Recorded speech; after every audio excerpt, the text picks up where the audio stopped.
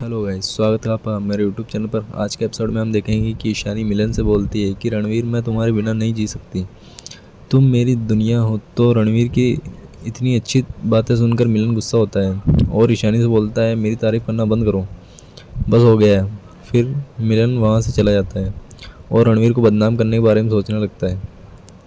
आगे पारुल दिवाली के मौके पर क्रिश को चैन देती है, पर दिशा उसे ये सब करने के लिए मना करती है और बोलती है मनस ये किस हक से क्रिश को चैन दे सकती है और तुम कुछ भी नहीं कर रहे हो।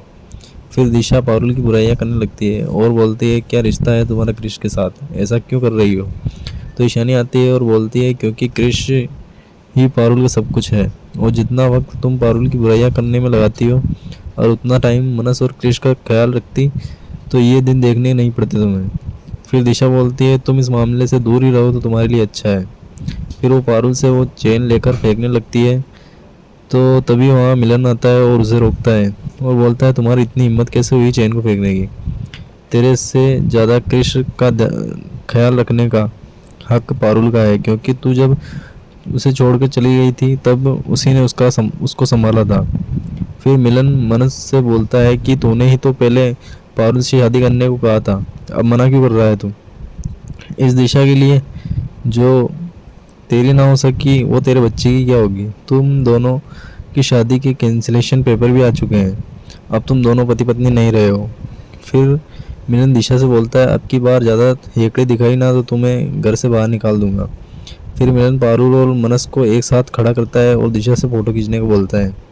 फिर दिशा रोते हुए इन दोनों की फ़ोटो खींचती है। फिर आगे ईशानी मिलन की बातों से परेशान होकर उसके पास जाके बोलती है कि ये सब क्या कर रहे हो, क्यों कर रहे हो तुम रणवीर।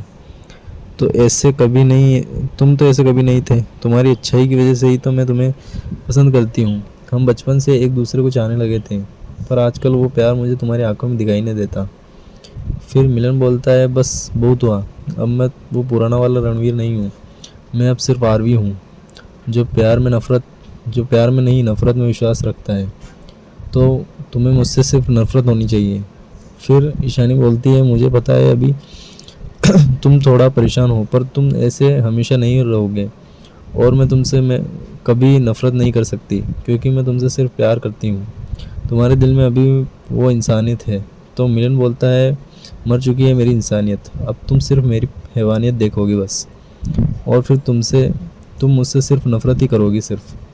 तो ईशानी बोलती है ऐसा कभी नहीं होगा, क्योंकि मेरी आशिकी सिर्फ तुमसे ही है।